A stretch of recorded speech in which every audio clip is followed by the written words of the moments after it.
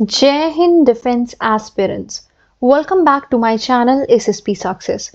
Today we are going to cover an important topic that is about One Nation One Election bill that got introduced in Lok Sabha.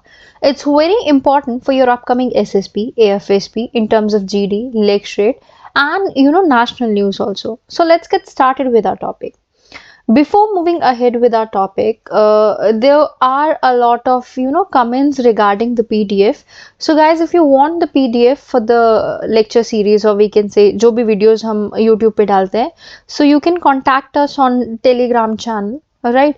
Because अभी YouTube पे उतना frequently videos डल नहीं पाती है, right?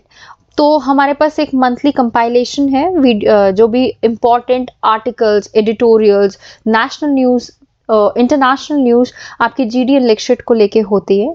सो हम उसको compile करके we have a PDF subscription monthly programme and yearly programme also that's gonna help you in your upcoming SSP and AFSP. So let's get started now. देखो, दो बिल्स जो है उनको उनकी इम्प्लीमेंटेशन जो कि साइमल्टेनियस इलेक्शन को लेके है वो इंट्रोड्यूस किए गए लोकसभा में एंड स्टेट असेंबली में in the Lok Sabha by the law minister, right. इस बिल के बारे में अगर हम बातचीत करें, देखो सितंबर 2023 में यूनियन गवर्नमेंट ने कॉन्स्टिट्यूट किया था 6 मेंबर का पैनल जिसको लेड किया गया bye former president Kovind, right, जिन्होंने एग्जामिन किया और काफी रिकमेंडेशंस भी किए ये साइमल्टेनियस इलेक्शंस को लेके. जो दो बिल थे उनमें से पहला बिल था the constitution 100 and the other one was 29th amendment bill 2024 और उसके अलावा union territories law amendment bill 2024. Lok Sabha इस बिल को रेफर किया बिल को ऑन साइमल्टेनियस इलेक्शन, जिसको ऑफनली जाना जाता है वन नेशन वन इलेक्शन के नाम से, to a joint parliamentary committee, उसको उसके डिटेल एग्जामिनेशन के लिए, राइट. अभी अगर हम की फीचर्स की बात करें ना कॉन्स्टिट्यूशन 129 अमेंडमेंट बिल 2024 की, सो देखो अमेंडमेंट जो है ना इन 3 आर्टिकल्स का, तो बिल ने प्रपोज किए चेंजेस किस चीज को लेके, एग्जिस्टिंग आर्टिकल्स को लेके कॉन्स्टिट्यूशन में. सबसे पहला आर्टिकल 83 में अमेंडमेंट लाने की बातचीत की गई जो कि ड्यूरेशन है हाउसेज ऑफ पार्लियामेंट को लेके. दूसरा आर्टिकल 172 जिसमें ड्यूरेशन की बातचीत की गई स्टेट लेजिस्लेचर की. आर्टिकल 327 जिसमें पावर है पार्लियामेंट की to make provision with respect to the election to legislature. अब देखो इंसर्ट कैसे किया जाएगा आर्टिकल 82A को. एक नया प्रोविजन बनेगा आर्टिकल 82A क्लॉज 1 to 6 जिसको इंट्रोड्यूस किया जाएगा सो दैट साइमल्टेनियस इलेक्शंस हो सके. प्रोविजंस क्या रहेंगे आर्टिकल 82A के, टाइमलाइन क्या है इम्प्लीमेंटेशन का. देखो प्रेसिडेंट नोटिफाई कर सकता है appointed dates for changes after the first sitting of Lok Sabha following a general election we can say. Second, tenure जो है स्टेट असेंबलीज का कर्टेल किया जा सकता है. असेंबली इलेक्ट हुई after the appointed date but जो लोकसभा का टर्म है वो एंड हो गया तो उनको भी अपना टर्म जो है वो कर्टेल करना पड़ेगा सो दैट लोकसभा के फुल 5 ईयर टर्म के साथ वो अलाइन हो सके. Next we have election commissioner का रोल क्या है साइमल्टेनियस इलेक्शंस को कंडक्ट करने में. देखो इलेक्शन कमीशन ऑफ इंडिया जिसको टास्क किया जाता है with conducting general election for the Lok Sabha और सारे लेजिस्लेटिव असेंबली को लेके simultaneously. Next is definition of simultaneous election. Simultaneous elections को डिफाइन किया गया एज अ जनरल इलेक्शन जो हेल्ड होते हैं for constituting the house of people और लेजिस्लेटिव असेंबलीज के लिए भी. Exception clause for assembly election, right. 82A(5) ECI recommend कर सकता है पोस्टपोन करने के लिए पर्टिकुलर असेंबली इलेक्शन अगर वो डिटरमाइन कर रहा है साइमल्टेनियस इलेक्शंस फिजिबल नहीं है. प्रेसिडेंट जो है वो इशू कर सकता है एक order for those elections to be conducted separately. Next we have alignment of deferred election. अगर असेंबली के इलेक्शंस डेफर किए गए, जो टर्म है ना उस असेंबली का वो फिर भी एंड होगा फुल टर्म ऑफ लोकसभा के साथ सो दैट जनरल इलेक्शन के साथ अलाइनमेंट हो सके, राइट. अमेंडमेंट क्या होगा आर्टिकल 83 में, डिफाइन किया जाएगा unexpired term, mid term, general election को. आर्टिकल 83 जो है वो बताता है fix 5 year term for Lok Sabha unless उससे पहले वो डिसॉल्व ना हो जाए.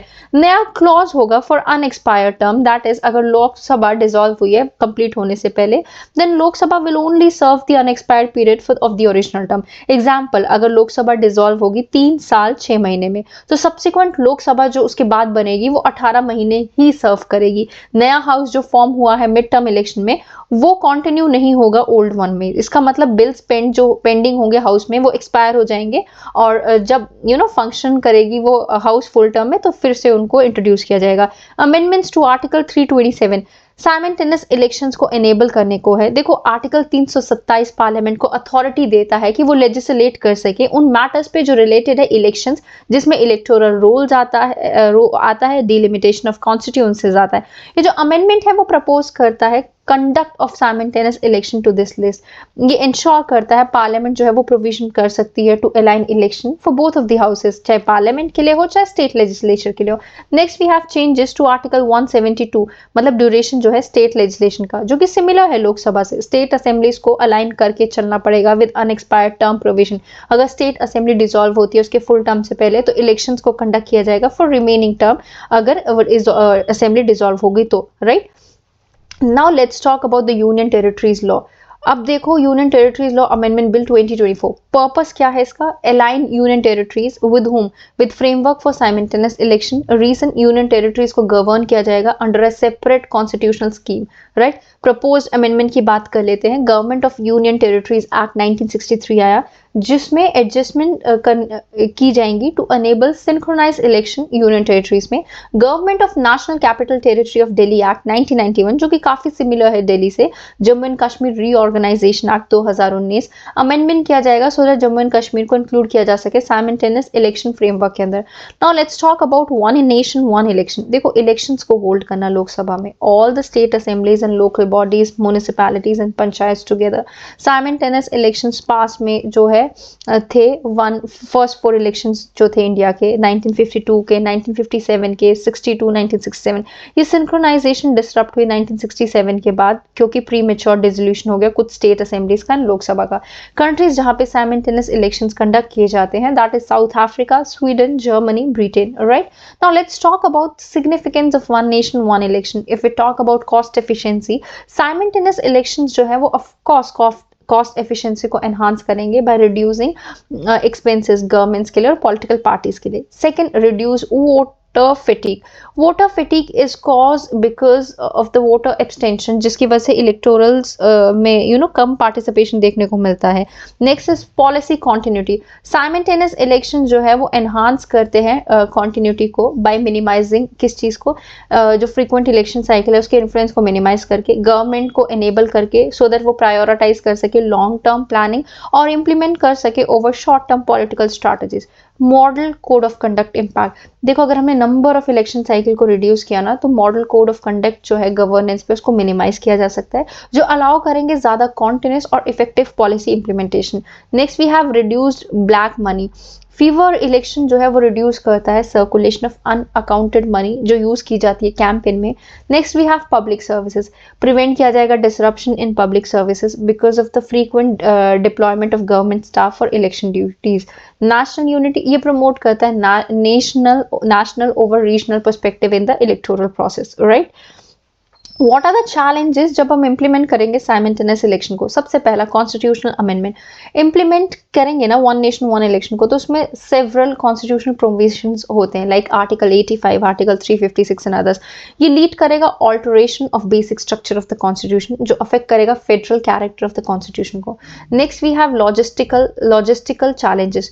अगर हमने ऑर्गेनाइज किया इलेक्शंस को साइमल्टेनियसली कंट्री के अक्रॉस, तो वो प्रेजेंट करेगा सिग्निफिकेंट लॉजिस्टिकल हर्डल्स, जैसे coordinating security forces, electronic voting machine को ऑर्गेनाइज करना लार्ज स्केल पे। नेक्स्ट वी हैव फेडरलिज्म, ये वीकन करता है इंडिया का फेडरल स्ट्रक्चर, जो कि एक स्टेट स्पेसिफिक इशू है जो ओवरशैडो हो जाता है by national concern. Simultaneous elections के पास टेंडेंसी है कि वो मूव कर सके कंट्री को toward a unitary state rather than एक federal one, right. Next is regional issue, कभी कभी बैक सीट लेता है। जो ब्लेंडिंग है ना नेशनल और रीजनल इशूज की साइमल्टेनियस इलेक्शन में, वो ओवरशैडो करती है लोकल कंसर्न्स को, शिफ्ट प्रायोरिटीज को, वो एक इम्बैलेंस क्रिएट करती है। पोटेंशियली नेशनल पार्टीज को वो एक अनड्यू एडवांटेज देती है रीजनल वन पे।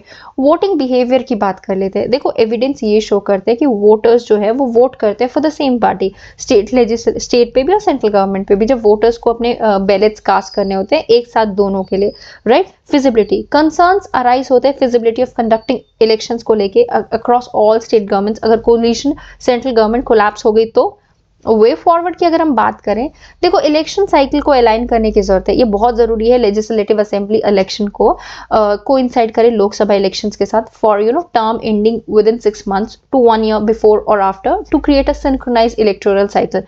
Second is increase political transparency.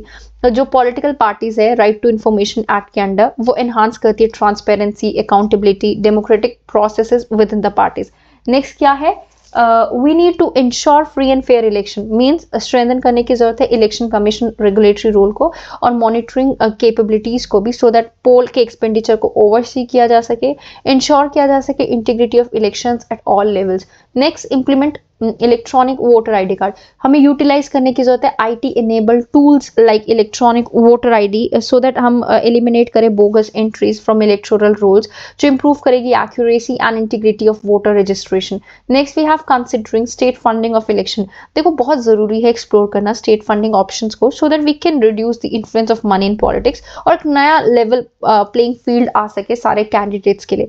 Conclusion में देखो ये जो कॉन्सेप्ट है ना साइमल्टेनियस इलेक्शन का, वो काफी सेवरल बेनिफिट्स तो ऑफर कर रहा है दैट वी कैन सी, है ना, जैसे cost saving, governance stability, but वो एक सिग्निफिकेंट कॉन्स्टिट्यूशनल कंसर्न भी रेज कर रहा है लॉजिस्टिकल एंड पॉलिटिकल चैलेंजेस के फॉर्म में। ये जो रेफरल है इस बिल का टू जेपीसी मतलब हमारा, that is a critical step towards addressing these complexities, और ये इंश्योर करेंगे कि डिसीजंस जो है वो बैलेंस कर रहे हैं गोल ऑफ एफिशिएंसी को भी और डेमोक्रेटिक प्रिंसिपल को भी।